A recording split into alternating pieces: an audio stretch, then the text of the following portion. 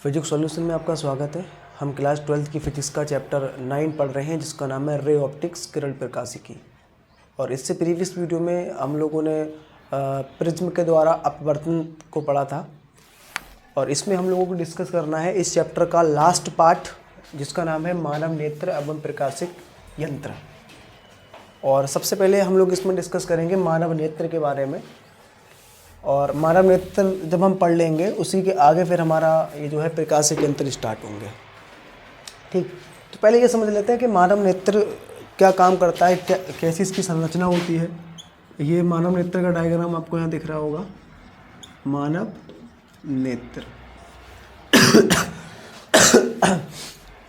तो सबसे पहले स्टार्ट करते हैं बेटा, ये मानव जो हमारा नेत्र होता है इसका ये एक प्रकार का कैमरा होता है। जस्ट लाइक अ कैमरा, ये कैमरे की तरह व्यवहार करता है, कैमरे की तरह काम करता है, जो कि क्या करता है, वस्तुओं को देखने में हमें मदद करता है। ठीक है, इसमें क्या होता है, एक लेंस होता है। जैसा कि आपको ये डायग्राम में लेंस दिख रहा होगा, ये हमारा एक प्रकार का उत्तल लेंस होता है। उत्तल लेंस होता है जो कि अपनी फोकस दूरी को क्या करता है, चेंज भी करता रहता है। ये आपको यहाँ मांसपेशियाँ दिख रही होंगी, ये कौन सी मांसपेशियाँ हैं, सिलरी मांसपेशियाँ। तो जब सिलरी मांसपेशियाँ खिंचती हैं तो लेंस हमारा क्या होता है, पतला होकर लंबा हो जाता है। जब ये ढीली होती हैं तो लेंस क्या होता है, ढीला होकर मोटा हो जाता है। ठीक है, तो ये इसमें व्यवस्था होती है। सिलरी मांसपेशियाँ क्या होती हैं, ढीली होती हैं, कभी टाइट होती हैं। क्यों होती हैं, जिससे कि इस लेंस की फोकस दूरी क्या हो, परिवर्तित हो सके। ठीक, क्योंकि जब हम दूर की वस्तु देखते हैं या फिर पास की वस्तु देखते हैं तो दोनों कंडीशन में ये जो सिलरी मांसपेशियों का रोल रहता है लेंस की फोकस दूरी को क्या करने के लिए, बदलने के लिए। यहाँ लेंस की फोकस दूरी कोई फिक्स नहीं होती है, कोई निर्धारित नहीं होती है। ये डिपेंड करता है कि सिलरी मांसपेशियाँ इसको खींच रही हैं कि ढीला कर रही हैं, इस पर डिपेंड करता है ये। ठीक है, इस मानव नेत्र के जो आगे का जो उभरा हुआ पारदर्शी भाग होता है, पारदर्शी होगा, जाहिर सी बात है, तभी तो प्रकाश कहाँ जाएगा, अंदर जाएगा। उसको हम क्या बोलते हैं, कॉर्निया कहते हैं। मानव नेत्र के आगे के पारदर्शी, और ये एक गुंबद की तरह भाग होता है, गुंबद की तरह, उसको हम क्या बोलते हैं, कॉर्निया। ठीक है, इसको मैं लिखा नहीं रहा हूँ क्योंकि ये हम पूरा का पूरा बेटा एक्सप्लेनेशन क्लास 10th में पढ़ के आए हैं। ठीक, फिलहाल आप ऐसी जानकारियाँ लें, अगर आप लिखना चाहें तो मैं बोल रहा हूँ, आप इससे भी लिख सकते हो। ठीक है, तो कॉर्निया क्या होता है कि मानव नेत्र के आगे के पारदर्शी गुंबद नुमा भाग को क्या बोला जाता है, कॉर्निया बोला जाता है। ठीक है, कॉर्निया के पीछे होती है बेटा हमारी पुतली। पुतली बेसिकली बेटा ब्लैक रंग की होती है, काले रंग की होती है। ठीक है, जो कि प्रकाश को क्या करती है, प्रकाश को अंदर प्रवेश कराने में मदद करती है। ठीक, और इसको हम क्या बोलते हैं, नेत्रिका लेंस। ये जो उत्तल लेंस लगा होता है इसको नेत्रिका लेंस कहते हैं। और ये पूरा जो हमारा अंदर एक लिक्विड भरा होता है, इसके अंदर एक लिक्विड होता है जिसको हम बोलते हैं काचाभ द्रव। इस मानव नेत्र के अंदर क्या होता है, एक लिक्विड होता है जिसको क्या बोला जाता है, काचाभ द्रव। उसके बाद इसमें हम डिस्कस कर लेते हैं श्वेत पटल। श्वेत पटल क्या होती है, मानव नेत्र के बाहर की ओर की जो परत होती है इसको क्या बोला जाता है, श्वेत पटल, जो कि क्या क्या करती है, जो बाहरी कारक होते हैं उनसे आँख को सेफ रखती है। ठीक है, आँख को सेफ रखती है। धूल उड़ रही है, धूल का कोई कण अंदर चला गया तो उससे कौन बचाता है, हमारी ये श्वेत पटल बचाती है। ठीक है, उसके बाद है अपना रेटिना। रेटिना ये जो पॉइंट होता है यहाँ पर रेटिना क्या होता है, ये पीछे की ओर होता है रेटिना।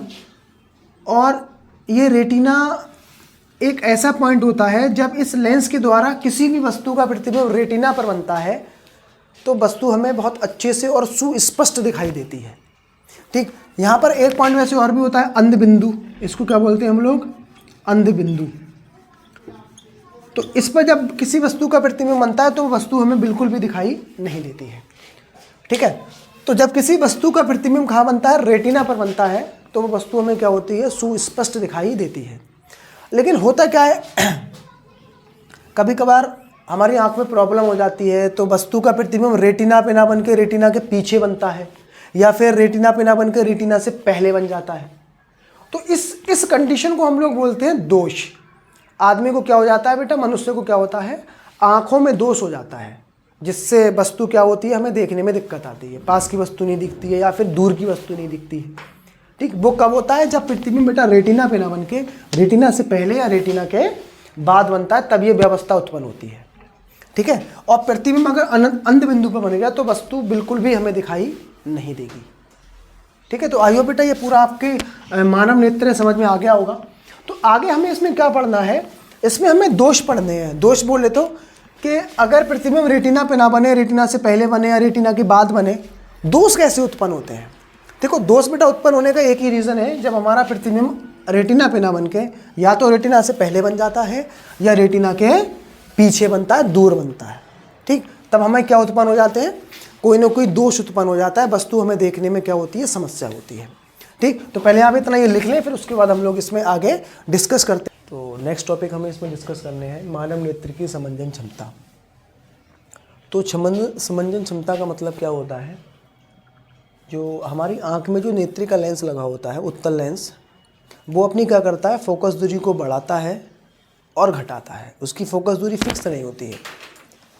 तो फोकस दूरी का बढ़ना घटना, इसी क्षमता को बेटा नेत्र लेंस की यही क्षमता हमारी क्या कहलाती है, नेत्र लेंस की समंजन क्षमता। नेत्रिका लेंस द्वारा अपनी फोकस दूरी को परिवर्तित करने की क्षमता को क्या कहते हैं, नेत्र की समंजन क्षमता। ठीक, जब हम दूर की वस्तु को देखना होता है तब उसकी फोकस दूरी बढ़ जाती है, जब पास की वस्तु देखनी होती है फोकस दूरी घट जाती है। ठीक है, इसी को हम क्या बोलते हैं, नेत्र लेंस की समंजन क्षमता। नेक्स्ट इसमें टॉपिक है निकटतम बिंदु या स्पष्ट दृष्टि की न्यूनतम दूरी। स्पष्ट दृष्टि की न्यूनतम दूरी या निकटतम बिंदु, मतलब कहने का ये है कि कम से कम हम वस्तु को कितनी दूरी पर रखें जिससे कि वो हमें साफ दिखाई दे जाए। अगर आप यहाँ पर रखोगे तो आप देख सकते हो बेटा ये अपना थोड़ा ब्लर दिख रहा होगा, थोड़ा और दूर करोगे थोड़ा सा कम ब्लर होगा, ऐसे और करोगे थोड़ा सा और कम ब्लर होगा, ऐसे करते जाओ, आपको एक ऐसा पॉइंट मिलेगा जहाँ पर ये मार्कर आप बिल्कुल सुस्पष्ट देख सकते हो। और वो दूरी बेटा मानी जाती है 25 सेंटीमीटर। मतलब 25 सेंटीमीटर जो होता है, कम से कम अगर बेटा हमें किसी भी वस्तु को स्पष्ट रूप से देखना है तो कम से कम उसको कितनी दूरी पर रखना पड़ेगा बेटा, हमको 25 सेंटीमीटर की दूरी पर रखना पड़ेगा, तब वो वस्तु हमें सुस्पष्ट रूप से दिखाई देगी। ठीक, तो इसमें वही लिखा गया, जहाँ तक कोई व्यक्ति किसी वस्तु को स्पष्ट रूप से देख सकता है उसे स्पष्ट दृष्टि की न्यूनतम दूरी कहते हैं। और स्पष्ट दृष्टि की जो न्यूनतम दूरी होती है वो 25 सेंटीमीटर होती है।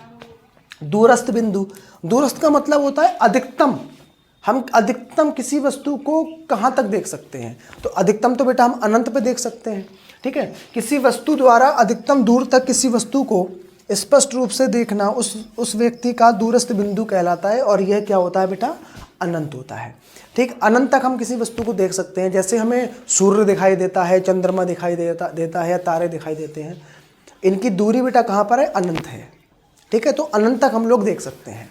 आगे हम लोग इसमें डिस्कस करेंगे दृष्टि दोष कि कौन कौन से दृष्टि दोष होते हैं।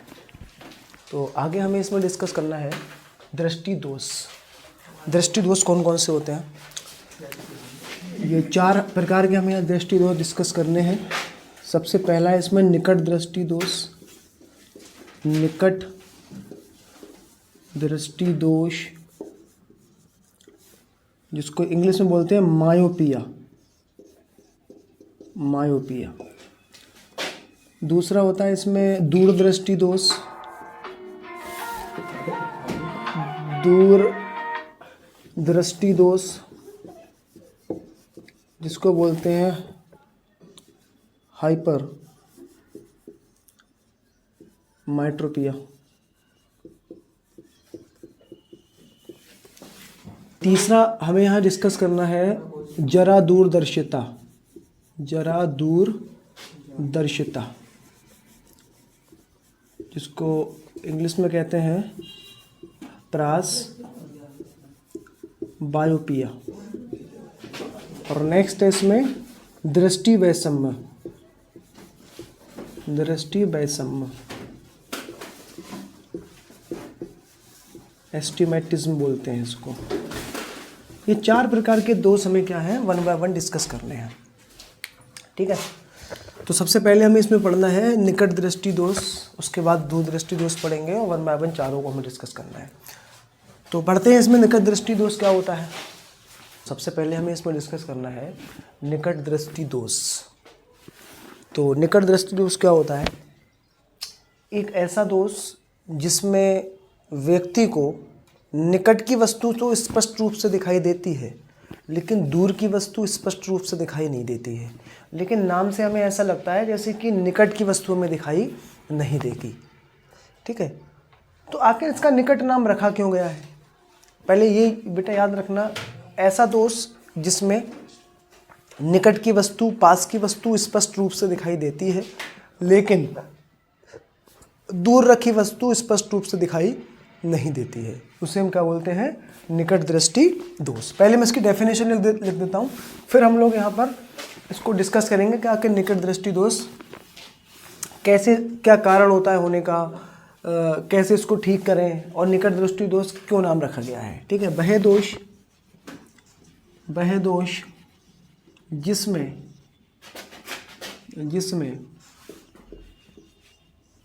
व्यक्ति को निकट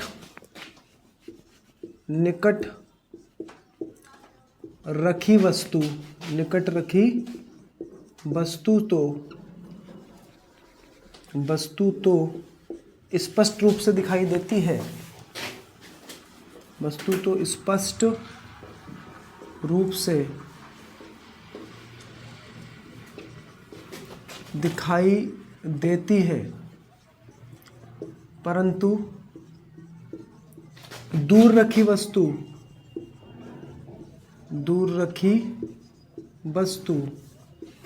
स्पष्ट रूप से दिखाई नहीं देती है, स्पष्ट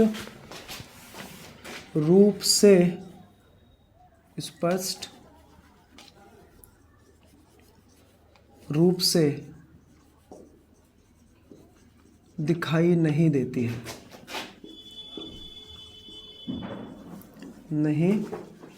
है, ठीक है। तो दूर की वस्तु तो हमें दिखाई नहीं देगी, लेकिन इस पास की वस्तु हम लोग देख सकते हैं। तो आखिर ऐसा होता क्यों है? देखिए, ये अपनी आँख है, ये नेत्र है, ठीक, इस टाइप से, और पीछे बेटा क्या होता है? यहाँ पर ये होता है अपना रेटिना। क्या होता है ये बेटा रेटिना होता है, और यहीं पर अपना लगा होता है कौन सा लेंस? नेत्रिका लेंस, ठीक। और यहाँ से बाहर से प्रकाश की किरणें आ रही होती हैं। तो होता क्या है बेटा, ये प्रकाश की किरणें क्या होती हैं? रेटिना से पहले ही आपस में मिल जाती हैं। जैसे यहाँ ये लेंस क्या करेगा, इनको सिकोड़ के यहाँ कहीं मिल पातेगा ये, तो यहीं कहीं पर ये मिल जाएंगी। रेटिना से पहले मिल जाती हैं, रेटिना से निकट मिल जाती हैं, इसलिए इसको बोलते हैं हम लोग निकट दृष्टि दोष। ये जो प्रकाश की किरणें आ रही हैं, ये रेटिना पे ना मिलकर रेटिना से कुछ पहले मिल जाती हैं, रेटिना से निकट मिलती है, पहले मिल जाती हैं, इसलिए इसका नाम रखा गया है बेटा निकट दृष्टि दोष। ऐसा होता क्यों है बेटा? ऐसा इसलिए होता है, इस जो लेंस की, जो नेत्रिका लेंस की फोकस दूरी होती है, वो क्या होती है? कम हो जाती है, जिस कारण बेटा क्या होता है, वस्तु का प्रतिबिंब रेटिना पे ना बनकर रेटिना से कुछ पहले बन जाता है।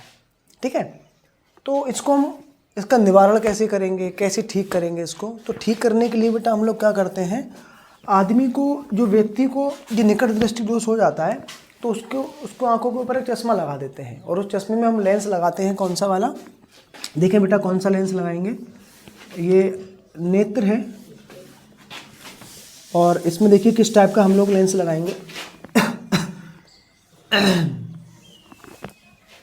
थोड़ा सा बड़ा बना देते हैं बेटा डायग्राम।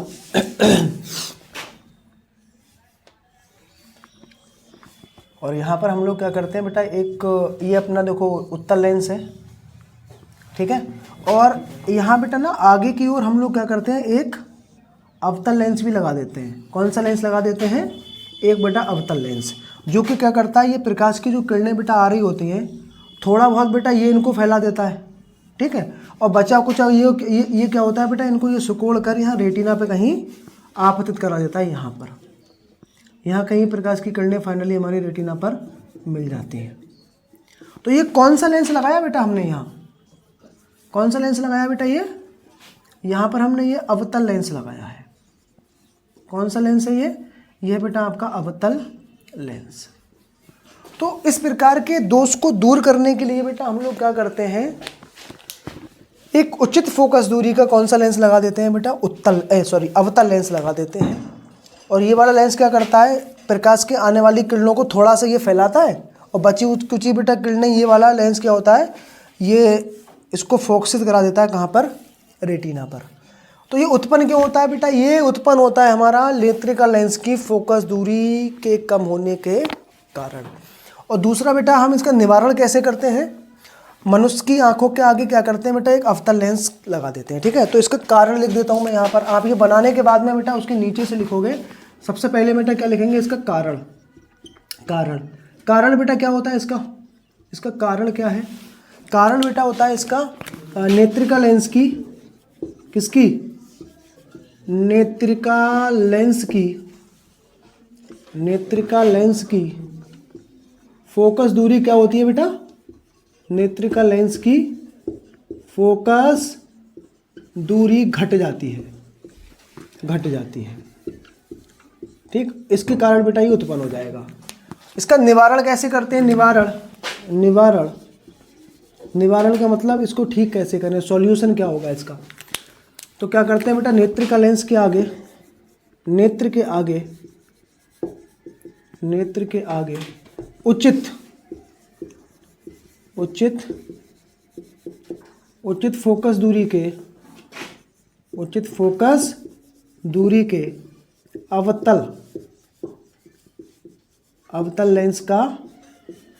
अवतल लेंस का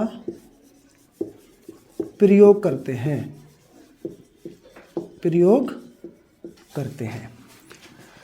ठीक है बेटा, ये आपकी समझ में आ गया होगा कि निकट दृष्टि दोष बेटा क्या होता है? वह दोष जिसमें पास की वस्तु, निकट रखी वस्तु स्पष्ट रूप से दिखाई देती है, बट दूर रखी वस्तु स्पष्ट रूप से दिखाई नहीं देती है। इसी को बेटा हम लोग बोलते हैं निकट दृष्टि दोष। और इसमें होता क्या है बेटा? प्रतिबिंब नेत्रिका लेंस के द्वारा रेटिना पे ना बनकर रेटिना से पहले बन जाता है, रेटिना से निकट बन जाता है, इसलिए इसका नाम है निकट दृष्टि दोष। कारण बेटा क्या होता है? इसमें जो नेत्रिका लेंस की फोकस दूरी होती है वो कम हो जाती है, जिससे प्रकाश की किरणें रेटिना से पहले मिल जाती हैं। ठीक है, निवारण बेटा कैसे करते हैं? नेत्र के आगे हम लोग एक अवतल लेंस लगा देते हैं, जिससे क्या होता है, लेंस का ये वाला लेंस क्या करता है? किरणों को फिर फोकस करा देता है हमारा रेटिना के ऊपर। ठीक है, उसके बाद हम डिस्कस करेंगे इसमें दूरदृष्टि दोष। तो दूसरा दोष हमें यहाँ डिस्कस करना है, दूरदृष्टि दोष। दूरदृष्टि दोष बेटा क्या होता है? वह दोष जिसमें व्यक्ति को दूर की वस्तु तो दिखाई देती है, लेकिन निकट रखी वस्तु स्पष्ट रूप से दिखाई नहीं देती है, उससे हम क्या कहते हैं बेटा? दूरदृष्टि दोष। तो वह दोष जिसमें व्यक्ति को निकट रखी वस्तु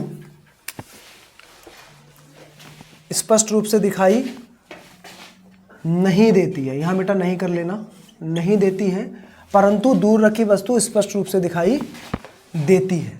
ठीक है बेटा, स्पष्ट रूप से दिखाई देती है, ये हो गया।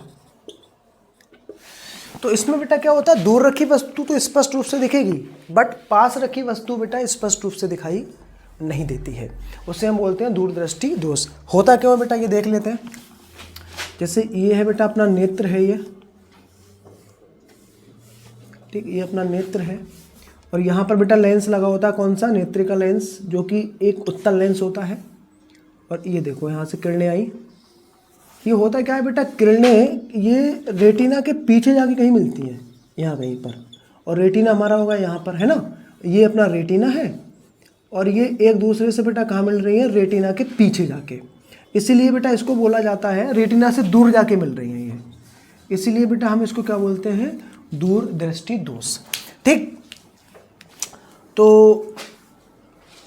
प्रतिबिंब बेटा क्या होगा? हमें क्या करना पड़ेगा? इसको दूर करना पड़ेगा, निवारण करना पड़ेगा। तो निवारण करने के लिए हम क्या करते हैं बेटा? आंखों के आगे एक उत्तल लेंस का यूज़ करते हैं। किसका यूज़ करते हैं? एक बेटा उत्तल लेंस का हम लोग यूज़ करते हैं। तो ये आ गया नेत्र, और ये हो गया बेटा इसका क्या? उत्तल लेंस। एक उत्तल लेंस बेटा हम इसके आगे लगाते हैं, जिससे क्या होता है बेटा? थोड़ी बहुत किरणों को थोड़ी बहुत किरणों को बेटा ये वाला लेंस मोड़ देता है और थोड़ी बहुत किरणों को आगे वाला लेंस मोड़ देता है। जैसे ये किरणें गई, थोड़ी बहुत ये मोड़ेगा इस टाइप से, ठीक है बेटा, और थोड़ी बहुत मुड़ के ये डायरेक्ट हमारी क्या होंगी, कहाँ फोकस कर जाएंगी, ये रेटिना के ऊपर, और वस्तु हमें क्या होगी बेटा, स्पष्ट रूप से दिखाई दे जाएगी। ठीक, तो ये है, देखो इस टाइप से बेटा हम लोग दूर करते हैं। ये कौन सा लेंस लगाया हमने, उत्तल लेंस। तो दूरदृष्टि दोष को दूर करने के लिए बेटा उत्तल लेंस की मदद लेते हैं, और निकट दृष्टि दोष को दूर करने के लिए अवतल लेंस का यूज करते हैं। ठीक है, तो कारण बेटा क्या होता है, इसमें फोकस दूरी बढ़ जाती है, तभी तो किरणें दूर जाके मिल रही हैं।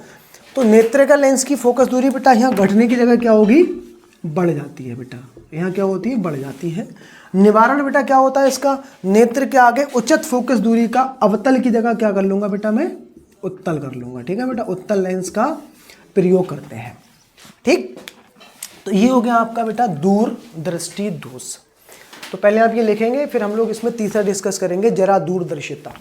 तो इसमें हमारे निकट दृष्टि दोष और दूरदृष्टि दोष के बाद है तीसरा जरा दूरदर्शिता, और चौथा हम इसमें पढ़ेंगे दृष्टि वैषम्य। ठीक है, देखो जरा दूरदर्शिता में क्या होता है, यह दोष निकटतम बिंदु का मान बढ़ जाने के कारण उत्पन्न होता है। निकटतम बिंदु बेटा कितना होता है हमारा, 25 सेंटीमीटर। मतलब किसी भी वस्तु को अगर हमें पास रख के देखना है तो हमें कितना पास रखना पड़ेगा उसको, 25 सेंटीमीटर की दूरी पर।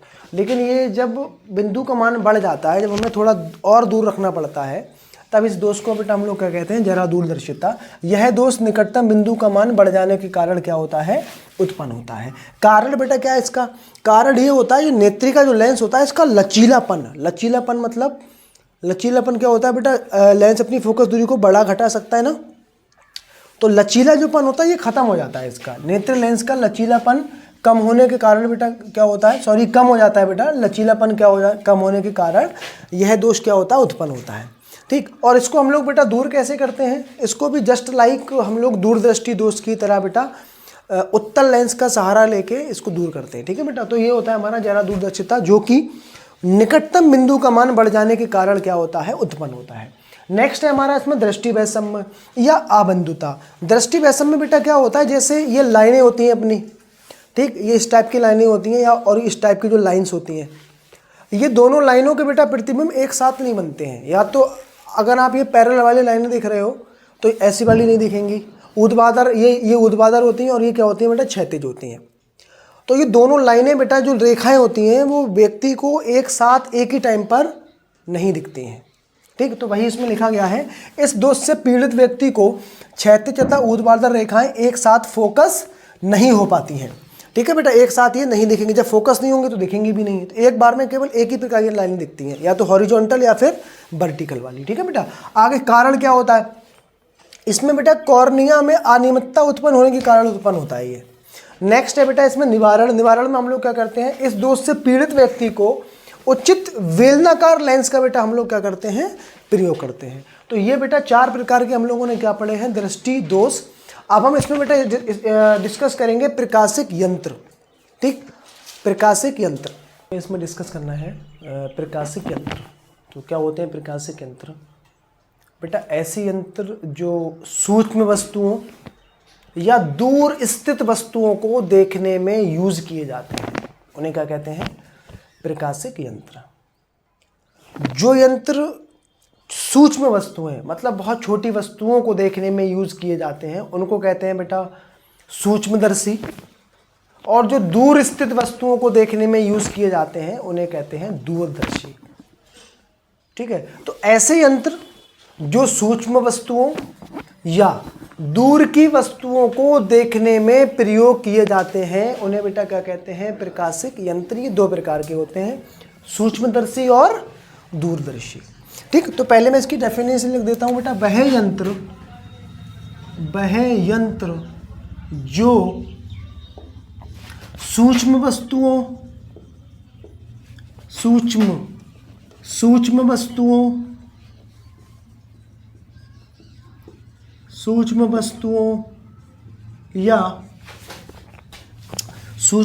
या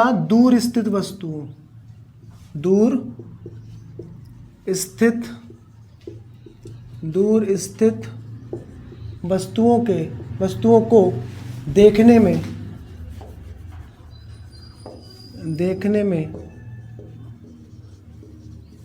प्रयोग किए जाते हैं।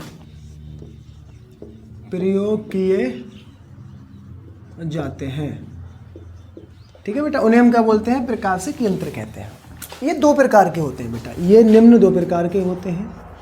ये निम्न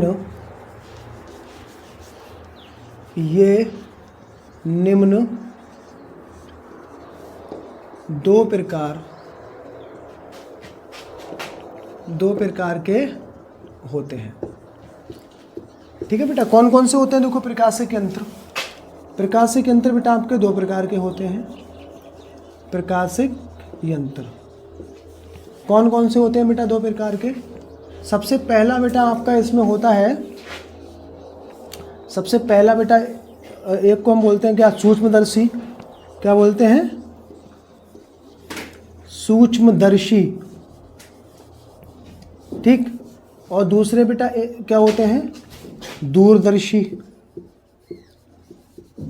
नाम से जैसे बेटा स्पष्ट है बेटा, जो सूक्ष्म वस्तुओं को दिखाने में मदद करेंगे सूक्ष्मदर्शी, जो दूर की वस्तुओं को देखने में मदद करेंगे वो क्या होंगे? दूरदर्शी।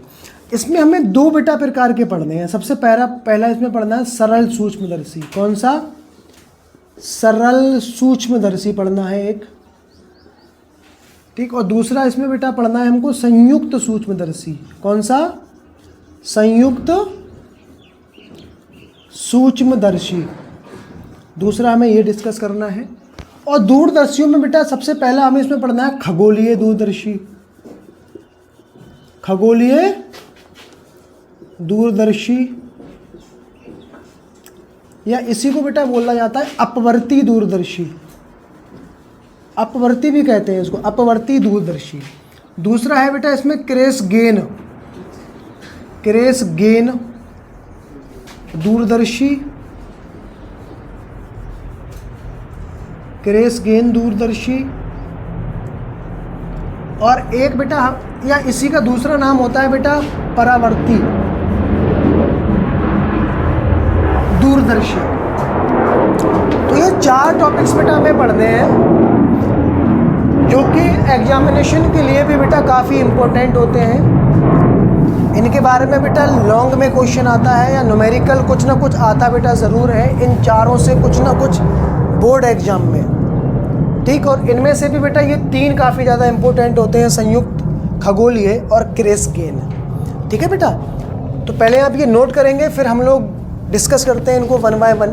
क्या होते हैं, क्या काम होते हैं इनके, कैसे प्रतिबिंब बनते हैं, कहाँ वस्तु रखते हैं, सब हम लोग डिस्कस करेंगे इसमें। ठीक है, तो आप पहले नोट कर लें इसको। तो प्रकाशिक यंत्र को पढ़ने से पहले यहाँ पर दर्शन कोण हम लोग डिस्कस कर लेते हैं, क्योंकि आगे जब हम पढ़ रहे होंगे तो दर्शन कोण की हमें आवश्यकता पड़ेगी। तो उससे पहले हम इसको क्लियर कर लेते हैं, दर्शन कोण क्या होता है। ठीक है, तो दर्शन कोण का मतलब क्या होता है? किसी भी वस्तु का हमारी आँख पर बना कोण क्या कहलाता है बेटा? दर्शन कोण कहलाता है। जैसे इस मार्कर को मैं देख रहा हूँ, तो इस मार्कर के जो सिरों से बेटा जो कोण बन रहा है मेरी आँख के ऊपर, उस कोण को बेटा क्या बोलेंगे? दर्शन कोण। आप सपोज करिए बेटा मैंने यहाँ ऐसे ये मार्कर रख दिया, ये रखा है अपना मार्कर। ठीक। और यहाँ पर खड़ा हूँ मैं, और यहाँ है मेरी आँख बेटा ये। ठीक है, यहाँ मेरी आँख है, यहाँ पर ये मेरी आँख है। तो एक सिरा देखो ये है और एक सिरा इसका ये है। तो आँख पर बेटा ये जो कोण बन रहा है ना, कोण, इस कोण को बेटा बोलेंगे, इसको नाम रख देता हूँ मैं ए और बी। इस कोण को बेटा बोलेंगे अल्फा, और इसको बोला जाता है दर्शन कोण। मतलब किसी वस्तु के द्वारा आँख पर बना कोण क्या कहलाता है? दर्शन कोण कहलाता है। ठीक है, किसी वस्तु का आँख पर बना कोण, ये बेटा वस्तु है, याद रहे क्या है ये आपकी वस्तु है। तो किसी वस्तु द्वारा, यहाँ लिख देते हैं बेटा डेफिनेशन, किसी वस्तु द्वारा कहाँ पर? आँख पर बना कोण, आँख पर बना कोण बेटा क्या कहलाएगा? दर्शन कोण दर्शन कोण अल्फा कहलाता है, अल्फा कहलाता है। उसके बाद बेटा हमें एक टॉपिक और पढ़ लेते हैं इसमें, फिर हम लोग स्टार्ट करेंगे प्रकाशिक यंत्र। प्रकाशिक यंत्र की आवर्धन क्षमता, प्रकाशिक यंत्र की आवर्धन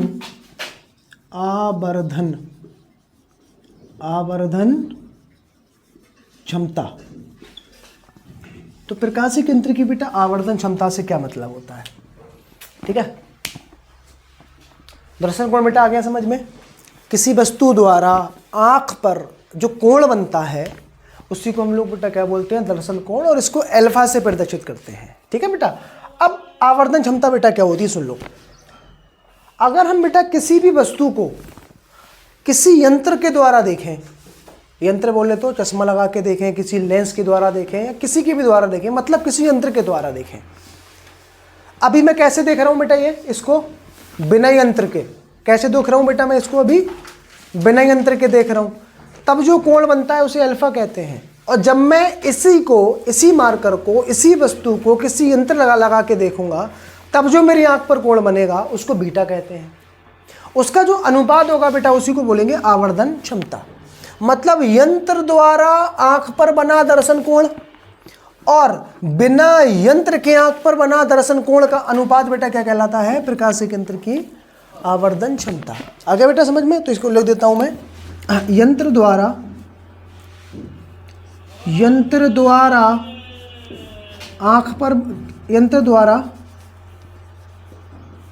वस्तु का आंख पर बना कोण, आंख पर बना कोण, इसको लिखते हैं बेटा बीटा से। यंत्र के द्वारा को बीटा से लिखते हैं। यंत्र द्वारा वस्तु का आंख पर बना कोण बीटा तथा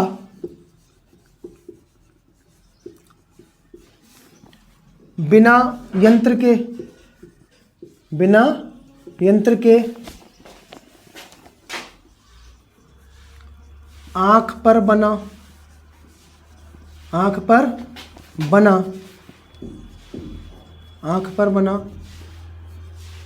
वस्तु का दर्शन कोण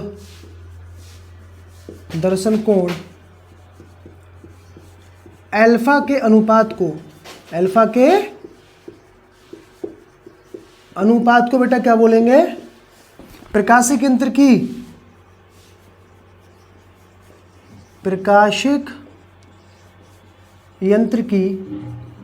आवर्धन क्षमता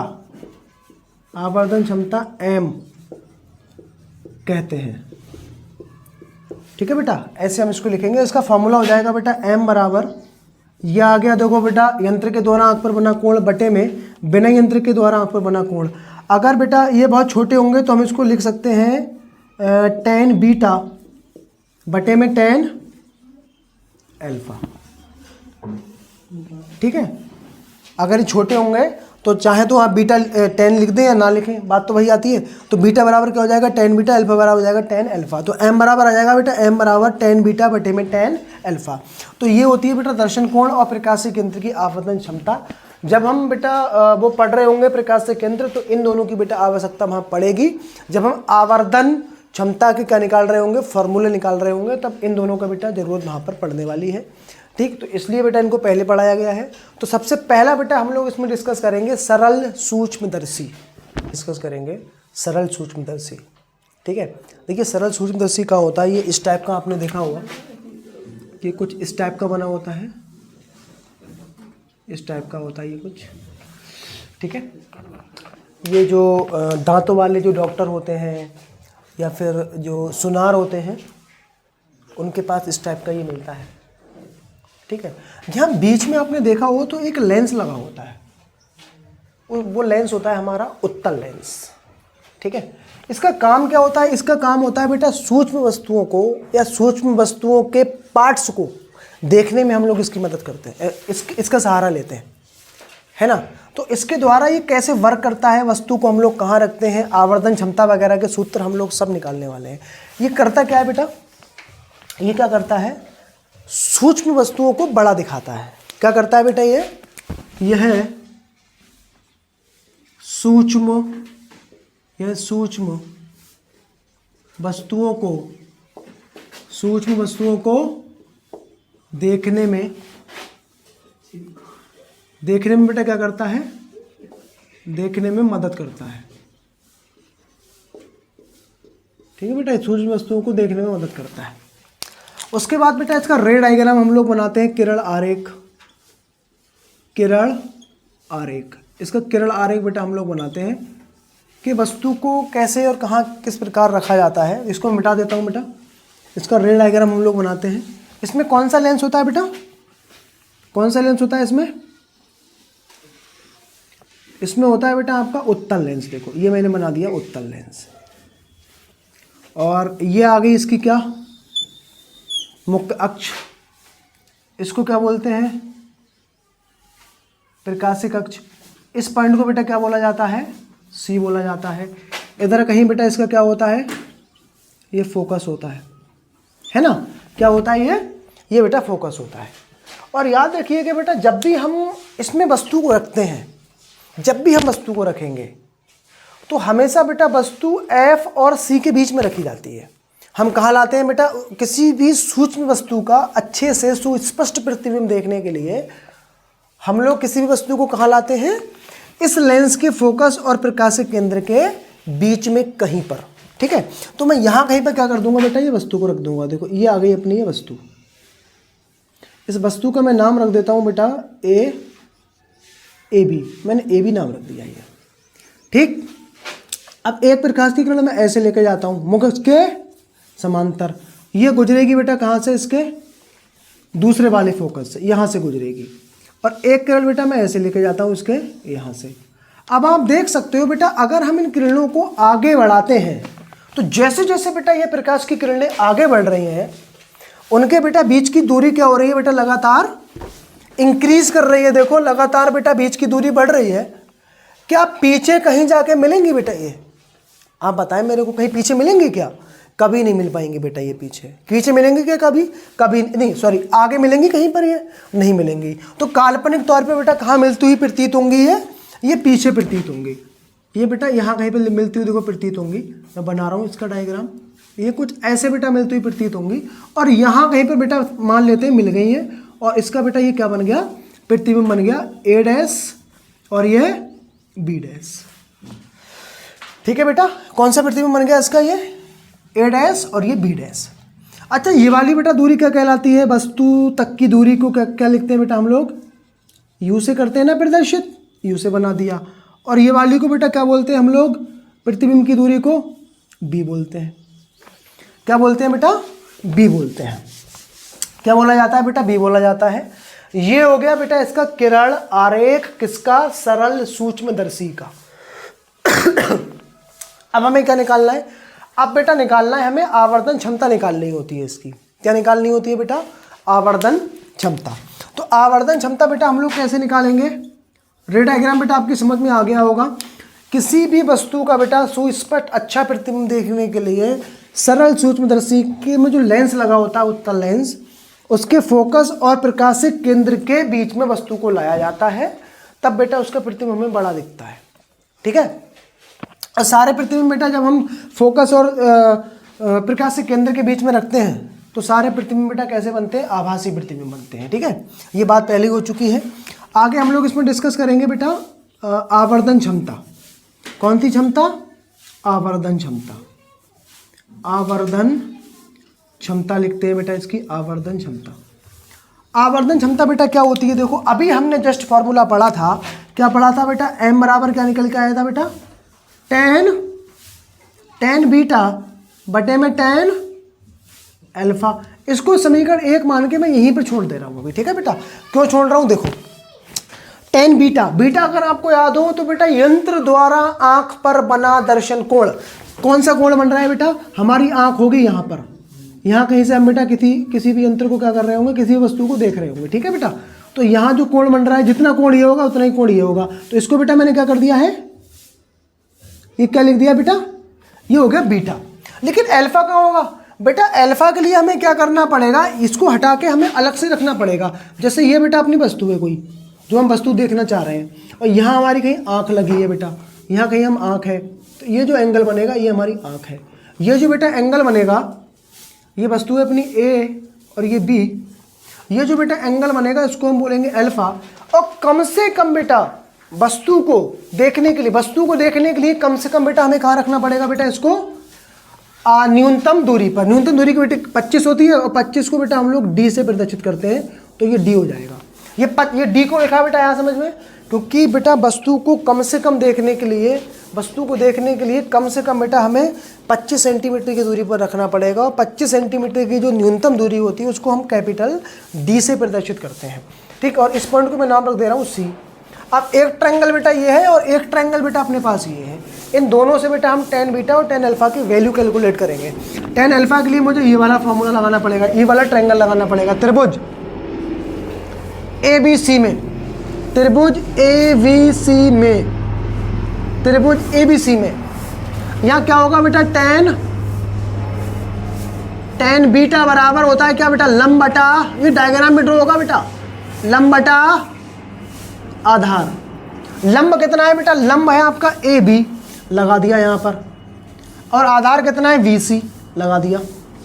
ठीक है, अब थोड़ा सा इसको कैलकुलेट कर लेते हैं हम लोग। तो tan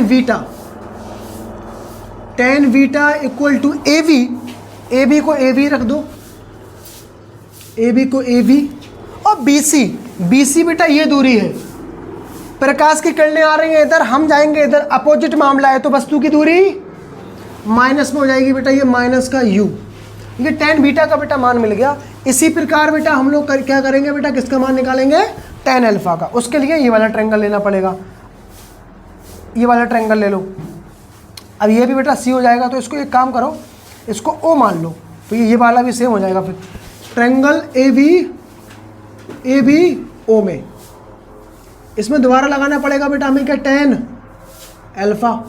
दोबारा से लंब बटा आधार, तो लंब कौन सा हो जाएगा बेटा, अल्फा के सामने लंब होता है, AB लंब, और आधार बेटा क्या है, आधार है आपका D, आधार क्या है D, और वस्तु की दूरी है ना, ये वस्तु को देख रहे हैं, वस्तु की दूरी बेटा हमेशा माइनस में होती है, माइनस का D हो गया, है ना। प्रकाश की किरणें आ रही होंगी इधर और हम जा रहे हैं इधर, तो माइनस हो गया। दोनों के बेटा मान मिल गए। अब समीकरण 1 में रख दो, समीकरण 1 से ये आपका बीटा का मान, अल्फा का मान आ गया। समीकरण 1 से, समीकरण 1 क्या है बेटा, m बराबर tan बीटा की बेटा वैल्यू है AB बटे में माइनस का U, और इसका बेटा मान है AB बटे में माइनस का D। तो इसको ऊपर ले जाएंगे, इसको इधर ले जाएंगे, तो ये क्या हो जाएगा बेटा, AB इंटू में माइनस का D, AB इंटू में माइनस का D, और ये हो जाएगा माइनस का U इंटू में AB। AB से AB कैंसिल, माइनस से माइनस कैंसिल, तो ये m बराबर आ जाएगा बेटा D अपॉन U। m बराबर आ गया बेटा ये D अपॉन में U। ठीक है, ये एक फॉर्मूला निकल के आया बेटा आवर्धन क्षमता का। अब हम क्या करेंगे बेटा, यहाँ पर जब प्रतिबिंब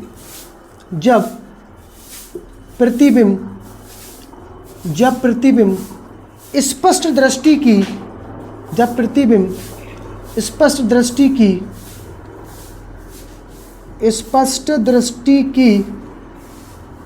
न्यूनतम दूरी पर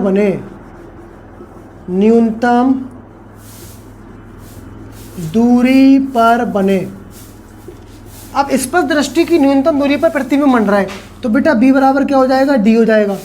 लेकिन प्रतिबिंब सारे इसी तरफ बनेंगे, तो ये माइनस करना पड़ेगा, और इसकी फोकस दूरी बेटा F रहती है, प्लस में ही रहती है ये, और वस्तु की दूरी ये हो जाएगी बेटा माइनस में U, क्योंकि वस्तु हम इस तरफ रखेंगे। अब यहाँ लगा दूंगा बेटा मैं लेंस समीकरण से, लेंस समीकरण बेटा क्या होती है, 1/f equal to 1/v minus का 1/u, 1/f का बेटा 1/f रहेगा इक्वल टू 1/v की जगह पे माइनस का d लगा दूंगा मैं, माइनस माइनस प्लस हो जाएगा 1/u हो जाएगा ये। अब मुझे बेटा यहाँ ऊपर d चाहिए, u है देखो, ऊपर d चाहिए जिससे मैं m बराबर लिख सकूँ। तो मैं क्या करूँगा बेटा, दोनों ओर d से क्या करने पर, गुणा करने पर, दोनों ओर d से बेटा क्या करने पर, गुणा करने पर, तो यहाँ आ जाएगा बेटा आपका d अपॉन f यहाँ पर क्या आ जाएगा, ये डी अपॉन में F equal to D upon D minus में प्लस का डी अपॉन यू। तो इससे ये कट के बेटा 1 आ जाएगा, इससे ये कट के बेटा क्या आ जाएगा, 1 आ जाएगा। इस 1 को उठा के मैं इधर लाऊंगा तो ये हो जाएगा बेटा 1 plus D upon F equal to, और ये डी अपॉन यू को बेटा मैं क्या लिख सकता हूँ, एम लिख सकता हूँ, या आप चाहो तो इसको मान लेना समीकरण नंबर 2। मैं इसको क्या लिख दूंगा बेटा 2, तो ये m बराबर आ गया। तो फाइनली बेटा मैं इसको लिख सकता हूँ m बराबर 1 प्लस डी अपॉन एफ। ये बेटा हमारा फॉर्मूला निकल के आया किसके लिए, जब सरल सूक्ष्मदर्शी द्वारा बेटा प्रतिबिंब कहाँ बनेगा, जब प्रतिबिंब स्पर्शदृष्टि की कहाँ बने, न्यूनतम दूरी पर बनेगा, तब ये फार्मूला हम लोग क्या करेंगे, यूज़ करेंगे। ठीक है, अभी एक फार्मूला बेटा हमें इसमें और टाइप करना है, जब प्रतिबिंब कहाँ बने, अनंत पर बने। जब प्रतिबिंब बेटा कहाँ बने, अनंत पर बने। तो ये मैं लिख देता हूँ बेटा, जब प्रतिबिंब कहाँ बने, अनंत पर बने। तो ये वाला समझ में आ गया होगा, मैं ये साफ कर रहा हूँ यहाँ से, जब प्रतिबिंब कहाँ बनेगा, अनंत पर बने।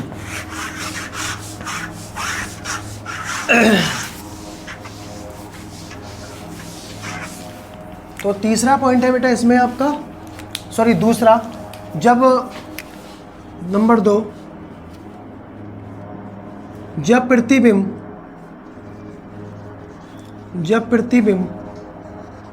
कहाँ बने, अनंत पर बने। जब प्रतिबिंब बेटा कहाँ बने, अनंत पर बने। ठीक है, तो अनंत पर बेटा प्रतिबिंब बनने के लिए प्रतिबिंब की दूरी मुझे क्या माननी पड़ेगी बेटा, अनंत माननी पड़ेगी। फोकस दूरी को एफ ही मानना पड़ेगा, और यू को बेटा माइनस का यू, क्योंकि वस्तु की दूरी हमेशा माइनस में ही रहती है। दोबारा लगाएंगे बेटा इसमें लेंस समीकरण से, लेंस समीकरण से क्या होती है बेटा, लेंस समीकरण 1/f equal to 1/v minus का 1/u, 1/f। एफ का बेटा मान, एफ का एफ ही रहने वाला है, v का बेटा मान हो जाएगा आपका infinity, minus minus plus 1/u, और 1/ अनंत बेटा आपका क्या होता है, 0 होता है, तो उसको हटा देंगे 1/u।